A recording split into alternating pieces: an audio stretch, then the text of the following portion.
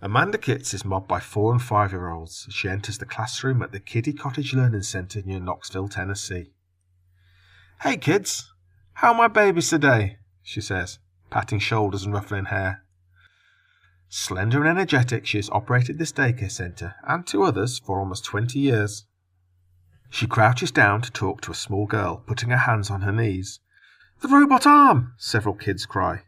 "You remember this, huh?" says Kitts, holding out her left arm. She turns her hand palm up. There's a soft whirring sound. If you weren't paying close attention, you'd miss it. She bends her elbow, accompanied by some more whirring. "Make it do something silly," one girl says. "Silly? Remember how I can shake your hand?" Kit says, extending her arm and rotating her wrist. A boy reaches out hesitantly and touches her fingers. What he brushes against is a flesh-coloured plastic, fingers curved slightly inward. Underneath are 3 motors, a metal frame, and a network of sophisticated electronics. The assembly is topped by a white plastic cup midway up Kit's biceps, encircling a stump that is almost all that remains from the arm that she lost in a car accident in 2006. Almost all, but not quite. Within her brain, below the level of consciousness, lives an intact image of that arm, a phantom. When Kit thinks about flexing her elbow, the phantom moves. Impulses racing down from her brain are picked up by electrode sensors in the white cup and converted into signals that turn motors, and the artificial elbow bends. "I don't really think about it. I just move it," says the 40-year-old, who uses both this standard model and a more experimental arm with even more control. "After my accident, I felt lost, and I didn't understand why God would do such a terrible thing to me. These days, I'm just excited all the time because they keep on improving the arm. One day I'll be able to feel things with it and clap my hands together in time with the songs my kids are singing." Kitts is living proof that, even though the flesh and bone may be damaged or gone, the nerves and parts of the brain that once control it live on. In many patients, they sit there waiting to communicate, dangling telephone wires severed from a handset. With microscopic electrodes and surgical wizardry, doctors have begun to connect these parts in other patients to devices such as cameras and microphones and motors. As a result, the blind can see, the deaf can hear, and Amanda Kitts can fold her shirts. Kitts is one of tomorrow's people, a group whose missing or ruined body parts are being replaced by devices embedded in their nervous systems that respond to commands from their brains. The machines they use are called neural prostheses, or, as scientists have become more comfortable with, a term made popular by science fiction writers, bionics. Eric Schremp, who has been quadriplegic since he shattered his neck during a swimming pool dive in 1992, now has an electronic device under his skin that lets him move his fingers to grip a fork. Joanne Lewis, a blind woman, can see the shapes of trees with the help of a tiny camera that communicates with her optic nerve. And Tammy Kennedy can speak to her 18-month-old son Aiden, and he can reply, because the boy, born deaf, has 22 electrodes inside his ear that change sounds picked up by a microphone into signals his auditory nerve can understand. The work is extremely delicate, a series of trials filled with many errors. As scientists have learned that it is possible to link machine and mind, they have also learned how difficult it is to maintain that connection. If the cup atop Kit's arm shifts just slightly, for instance, she might not be able to close her fingers. Still, Bionics represents a big leap forward, enabling researchers to give people back much more of what they've lost than was ever possible before. That's really what this work is about, restoration, says Joseph Pancrazio, Program Director for Neural Engineering at the National Institute of Neurological Disorders and Stroke. When a person with a spinal cord injury can be in a restaurant feeding himself and no one else notices, that's my definition of success. A history of body restoration attempts in the form of man-made hands and legs and feet lines the shelves in Robert Lipschutz's office at the Rehabilitation Institute of Chicago, or RIC. The basic technology of prosthetic arms hasn't changed much in the last 100 years, he says. Materials are different, so we use plastic instead of leather, but the basic idea has been the same. Hooks and hinges moved by cables or motors, controlled by levers. A lot of amputees coming back from Iraq are devices like these. Here, try this on. Lipschutz drags a plastic shell off one of his shelves. It turns out to be a left shoulder and arm. The shoulder part is a kind of breastplate, secured across the chest by a harness. The arm, hinged at the shoulder and elbow, ends in a metal pincer. To extend the arm, you twist your head to the left and press a lever with your chin, and use a little body English to swim the limb out. It is as awkward as it sounds, and heavy. After 20 minutes your neck hurts from the odd posture and the effort of pressing the levers. Many amputees end up putting such arms aside. It's hard for me to give people these devices sometimes, Lipschutz says, because we just don't know if they will really help. What could really help more, he and others at RIC think, is the kind of prosthesis Amanda Kitts has volunteered to test, one controlled by the brain, not by body parts that normally have nothing to do with moving the hand. A technique called targeted muscle reinnervation uses nerves remaining after an amputation to control an artificial limb. It was first tried in a patient in 2002. 4 years later, Tommy Kitts, Amanda's husband, read about it on the internet as his wife lay in a hospital bed after her accident. The truck that had crushed her car had also crushed her arm, from just above the elbow down. I was angry, sad and depressed. I just couldn't accept it, she says. But what Tommy told her about the Chicago arm sounded hopeful. It seemed like the best option out there, a lot better than motors and switches. Tommy says Amanda actually got excited about it. Soon they're on a plane to Illinois. Todd Quicken, a physician and biomedical engineer at RIC, was the person responsible for what the Institute had begun calling the bionic arm. He knew that nerves in an amputee's stump could still carry signals from the brain, and he knew that a computer in a prosthesis could direct electric motors to move the limb. The problem was making the connection. Nerves conduct electricity, but they can't be spliced together with a computer cable. Nerve fibres and metal wires don't get along well, and an open wound where the wire enters the body would be a dangerous avenue for infections. Quicken needed an amplifier to boost the signal from the nerves, avoiding the need for a direct splice. He found one in muscles. When muscles contract, they give off an electrical burst strong enough to be detected by an electrode placed on the skin. He developed a technique to reroute severed nerves from their old damaged spots to other muscles that could give their signals the proper boost. In October 2006, Quicken set about rewiring Amanda Kitts. The first step was to salvage major nerves that once went all the way down her arm. These are the same nerves that work the arm and hand, but we had to create 4 different muscle areas to lead them to, Quicken says. The nerves started in Kitts' brain, in the motor cortex, which holds a rough map of the body, but they stopped at the end of her stump, the disconnected telephone wires. In an intricate operation, a surgeon rerouted those nerves to different regions of Kitts' upper arm muscles. For months, the nerves grew, millimetre by millimetre, moving deeper into their new homes. At 3 months, I started feeling little tingles and twitches, says Kitts. By 4 months, I could actually feel different parts of my hand when I touched my upper arm. I could touch it in different places and feel different fingers. What she was feeling were parts of the phantom arm that were mapped into her brain, now reconnected to flesh. When Kitts thought about moving those phantom fingers, her real upper arm muscles contracted. A month later, she was fitted with her first bionic arm, which had electrodes in the cup around the stump to pick up the signals from the muscles. Now the challenge was to convert those signals into commands to move the elbow and hand. A storm of electrical noise was coming from the small region on Kitts' arm. Somewhere in there was a signal that meant straighten the elbow or turn the wrist. A microprocessor housed in the prosthesis had to be programmed to fish out the right signal and send it to the right motor. Finding these signals has been possible because of Kitts' phantom arm. In a lab at the RIC, Blair Locke, a research engineer, fine-tunes the programming. He has Kitts slide off the artificial arm so that he can cover her stump with electrodes.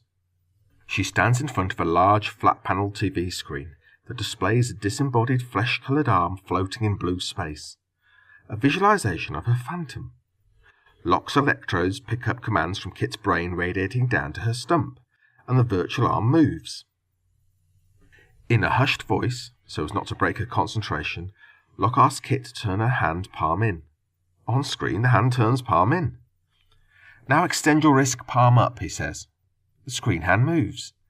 Is that better than last time, she asks. Oh yeah, strong signals. Kit laughs. Now Locke asks her to line her thumb up alongside her fingers. The screen hand obliges. Kit's eyes open wide. Wow, I didn't even know I could do that. Once the muscle signals associated with a particular movement are identified, the computer in the arm is programmed to look for them. and respond by activating the correct motor. Kit's practiced using her arm 1 floor below Quicken's office in an apartment set up by occupational therapists, with everything a newly equipped amputee might ordinarily use. It has a kitchen with a stove, silverware in a drawer, a bed, a closet with hangers, a bathroom, stairs, things people use every day without a second thought, but pose huge obstacles to someone missing a limb. Watching Kit make a peanut butter sandwich in the kitchen is a startling experience. With her sleeve rolled back to reveal the plastic cup, her motion is fluid.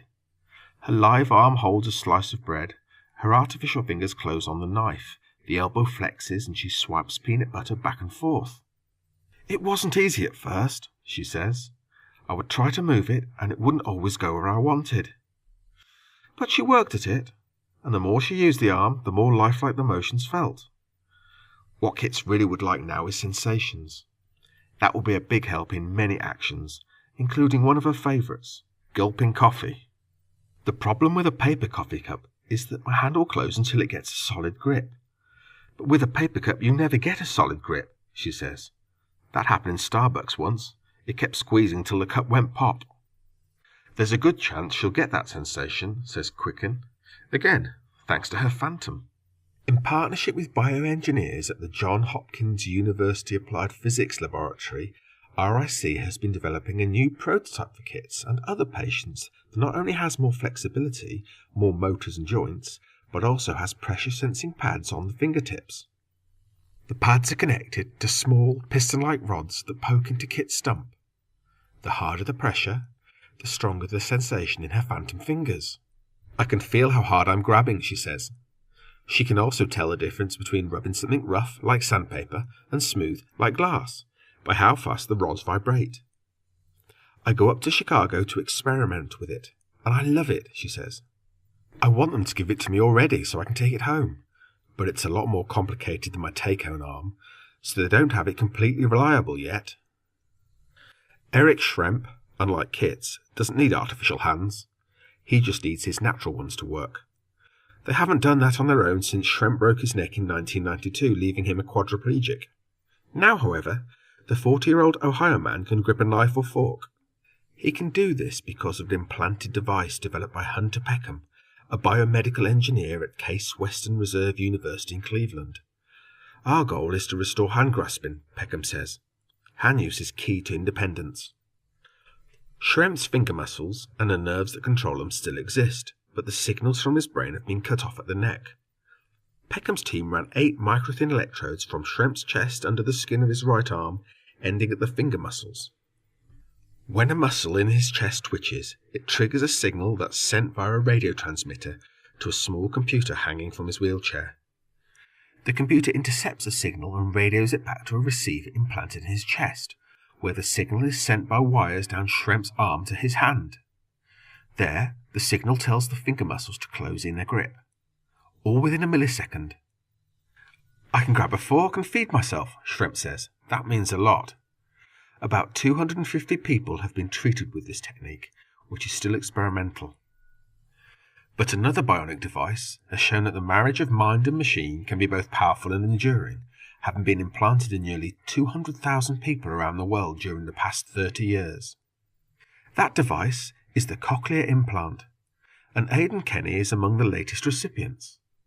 Tammy Kenny, his mother, remembers when a year ago she learned that her baby was beyond the help of hearing aids. "I would just hold him in my arms and cry," she says, knowing he couldn't hear me. "How would he ever get to know me? One time my husband banged pots together, hoping for a response. Aidan never heard the noise. He hears banging pots now."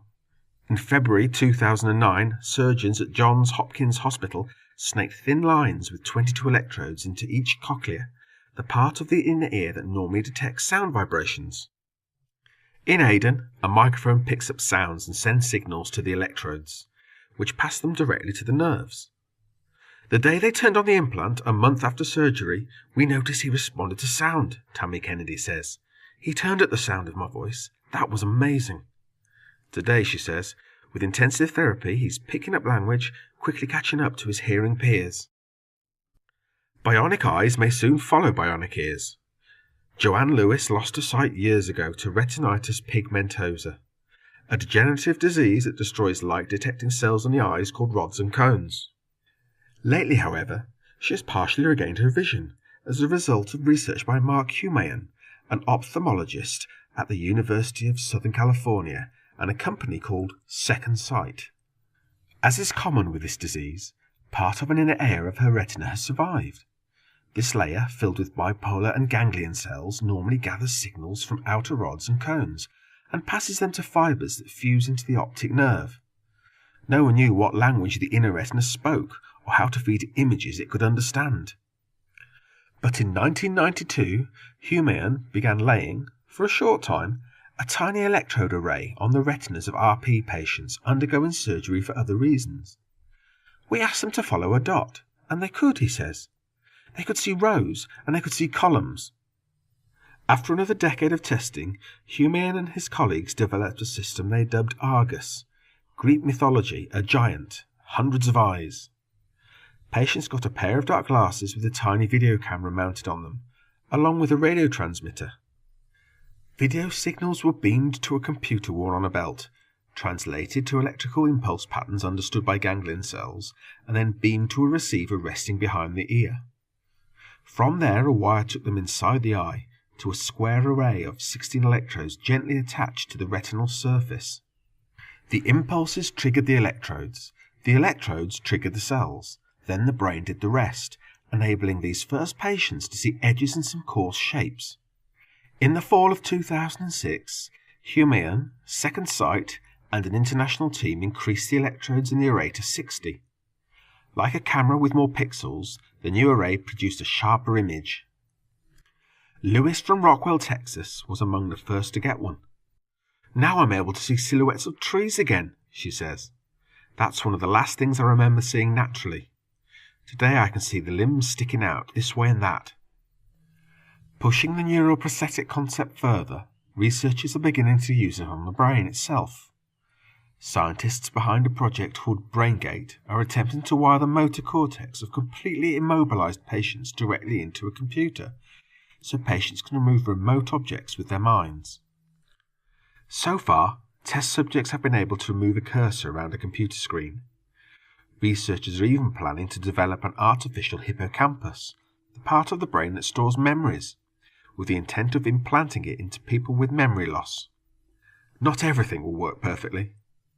One of the 4 initial BrainGate patients decided to have the plug removed because it interfered with other medical devices. And Joanne Lewis says her vision isn't good enough for her to safely cross the street. Today, however, Kits has a new, more elastic cup atop her arm that better aligns electrodes with nerves that control the arm. "It means I can do a lot more with the arm," she says. "A new one up in Chicago lets me do lots of different hand grasps. I want that. I want to pick up pennies and hammers and toys with my kids." These are reasonable hopes for a replacement part. Quicken says, "We are giving people tools. They are better than what previously existed, but they are still crude. Like a hammer compared with the complexity of the human body, they can't hold a candle to Mother Nature. Still, at least the people using the tools can grab the candle, and some can even see it flicker in the dark."